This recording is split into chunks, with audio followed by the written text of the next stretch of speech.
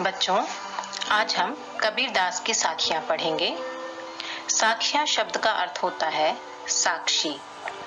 कबीर की ये रचनाएं अपने समय और समाज की साक्षी हैं। वो एक गवाह के रूप में अपने समय और समाज को प्रस्तुत करती हैं।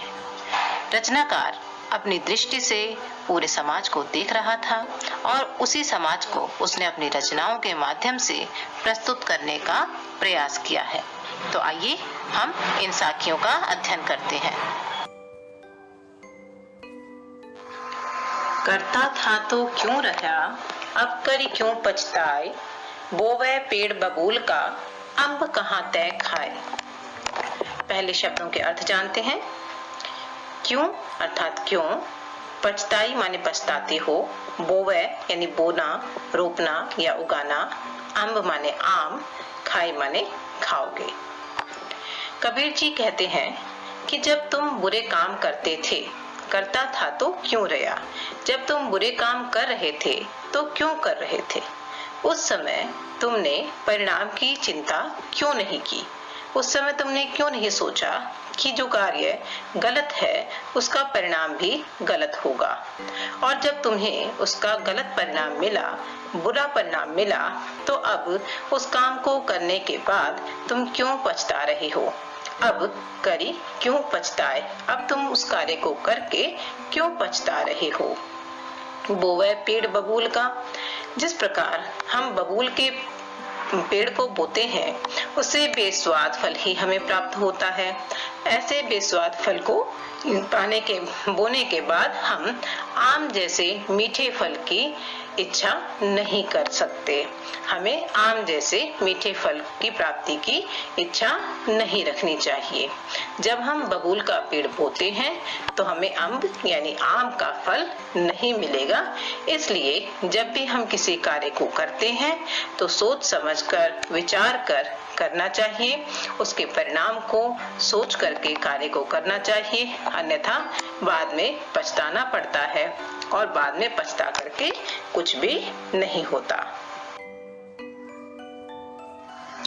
कबीर इस संसार को समझाऊं कै बार, पूंछ जब पकड़े भेड़ की, उतरया चाहे पार। शब्दों के अर्थ इस प्रकार है। संसार, दुनिया या सामाजिक लोग, समझाऊं सीख देना या समझाना, भेड़ की पूंछ यानी भेड़ चाल, अंधानुकरण या बनी बनाई परिपाटी, उतरया चाहे पार यानी मुक्त होना, भव सागर से पार उतरना। कबीर कहते हैं कि इस संसार को कितनी बार भी समझाया जाए, परंतु इस संसार के लोग, ये सामाजिक प्राणी समझना ही नहीं चाहते, या उनकी समझ में ही ये बात नहीं आती कि वो भव सागर से पार तो उतरना चाहते हैं, परंतु उसके लिए जो रास्ता अपनाते हैं वो रास्ता है भेड़ की पूंछ पकड़ करके उतरने की कोशिश। भेड़ की पूंछ पकड़ना अर्थात भेड़ चाल या अंधानुकरण, बनी हुई परिपाटी का अनुसरण करना। वे बनी हुई परिपाटी के अनुसार उन्हीं तीर्थ, व्रत, उपवास आदि का अनुसरण करते हैं जो पहले से ही परंपरा में होती आई है। परंतु इतना मात्र करने से ईश्वर की प्राप्ति नहीं हो सकती, मोह माया से मुक्ति नहीं हो सकती। हमें जब तक सत्य का ज्ञान नहीं होगा तब तक हम इस भवसागर से पार नहीं हो पाएंगे, और इस सत्य को हमें जानने के लिए प्रयास करना चाहिए। जैसी मुक्ते नीक से, तैसी चाले नाही, मानिश नहीं ते स्वान गति, बांध्या जमपुर जाही। शब्दार्थ इस तरह है। मुसते मुख से, नीक से यानी निकलता है, तैसी यानी वैसी, चाले माने चलता या चलती है, नाही माने नहीं, मानिश मानिश यानी मनुष्य, स्वान यानी कुत्ता, गति यानी दशा या अंत, बांध्या यानी बांध कर, जमपुर ये यमलोक, जमलोक दोनों शब्द कह सकते हैं। जाही माने जाता है या जाते हैं। अब कबीर बताते हैं कि जैसी मुखते नीक से, मुश यानी मुख, तो जैसी मुख से निकलती है, तैसी चाले नहीं, वैसी पर में चलते नहीं है। वो मनुष्य जिनके मुख से जैसी बातें निकलती हैं परंतु वे वैसी बातों पर चलते नहीं हैं, वैसी बातों का अनुसरण नहीं करते। यानी उनकी कथनी और करनी दोनों में अंतर होता है। और ऐसे लोग मनुष्य नहीं हैं, मानुष नहीं, ते स्वान गति, वे क्या है? स्वान के समान है, कुत्ते के समान है, और उनकी जो गति है वो भी कुत्ते के समान ही होती है। उन्हें अंतकाल में यमपुर में बांध कर ले जाया जाता है, वहां भी उनका अनादर ही होता है। मनुष्य के समान वो कहीं भी नहीं रह पाते।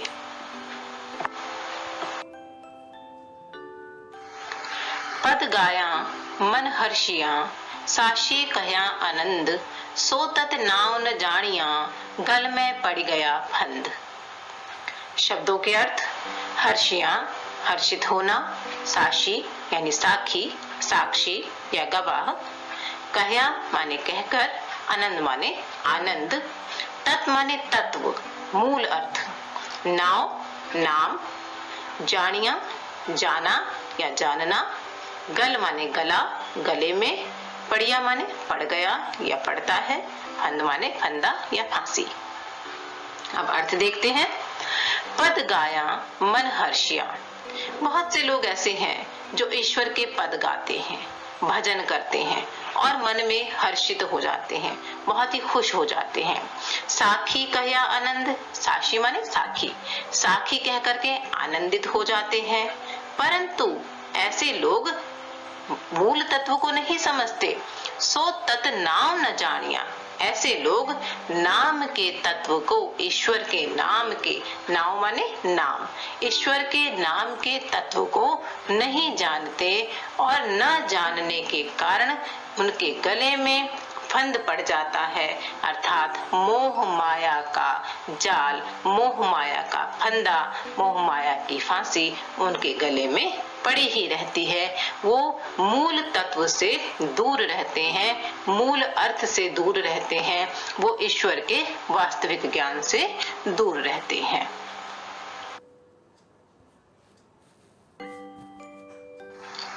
जब तप दीसै थोथरा, तीरथ व्रत बेसास, सूगे सेंबल सेविया, यूं जग चल्या निराश। इनके शब्दों के अर्थ हैं: दिसै माने दिखाई देता है, थोथरा माने खोखला, तीर्थ यानी तीर्थ, व्रत माने व्रत उपवास, बेसास यानी बिना आशा के, आशा रहित या बकवास या व्यर्थ, सूगे माने तोता, सुग्गा, सेंबल सेवल का फूल, आपको सामने यहाँ दिखाई दे रही है उसकी फोटो, सेविया यानी सेवन करना, ग्रहण करना, उसको खाना, यो माने यह, चल्या माने चलता है, निराश माने निराशा से भर करके। अब कबीरदास कहते हैं कि जप करना, तपस्या करना क्या दिखाई देते? दिसे माने दिखाई देता है, खोखला, जप और तप खोखला दिखाई देता है, और तीर्थ और व्रत बेकार दिखाई देते हैं, उनमें कोई भी उनका अर्थ नहीं है, वो सब बकवास है। तो तीर्थ व्रत जप और तप इन सब चीजों में कोई भी अर्थ नहीं है, परंतु लोग तो इसको करते ही हैं और करने के बाद उनके हाथ कुछ भी नहीं लगता। जिस प्रकार सूगे सेमल सेविया, सूगे माने सुगा तोता, सेमल के फल का सेवन करने के लिए जब अपनी चोंच उस फल पर मारता है तो उसे दिखाई देता है कि उसमें से तो रुई निकल करके उड़ गई और तोते के हाथ कुछ भी नहीं लगा और वह निराश रह जाता है, निराशा से भर जाता है। इसी प्रकार जो सांसारिक प्राणी है, जो मनुष्य है, वो जप तप तीर्थ व्रत करके यह सोचता है कि उसे प्रभु की प्राप्ति होगी, परंतु उसके हाथ कुछ भी नहीं लगता और अंत में वह निराश ही रह जाता है। इसलिए हमें मूल तत्व को जानना चाहिए, ना कि इस प्रकार के जो सांसारिक रीतियां हैं उनका निर्वाह करके ईश्वर को पाने की कोशिश करनी चाहिए। जानि बूझ साचहि तजे, करे झूठ सो नेह, ताको संगति राम जी सुपिने हो जिनि देहु।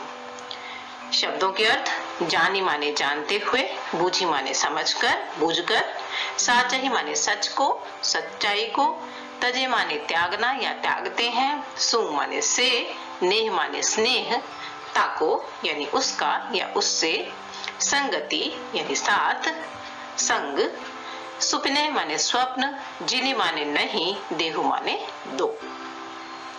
जानी बूझी साचही तजे यानी जान बूझ कर जो व्यक्ति सच को तज देता है, त्याग देता है और करे झूठ सो नेह और झूठ से स्नेह करता है, प्रेम करता है। अर्थात जो व्यक्ति हमेशा झूठ ही झूठ बोलता है, चाहे उसके पीछे कोई कारण हो या ना हो, उसका कोई फायदा होता हो या ना होता हो, वो जानबूझ करके सच्चाई के रास्ते को त्यागता है और सिर्फ झूठ के रास्ते पर चलता है। ऐसे व्यक्ति की ताको संगति राम जी, ऐसे व्यक्ति की संगत हे राम जी, हे प्रभु, हे ईश्वर, सुपने हो जिनि देहु, सपने में भी मत देना, क्योंकि ऐसा व्यक्ति कभी भी हमारा भला नहीं कर सकता। ऐसा व्यक्ति हमारे लिए हमेशा कोई न कोई परेशानी ही खड़ी करेगा। इसलिए हमें ऐसे व्यक्तियों से बचकर रहना चाहिए।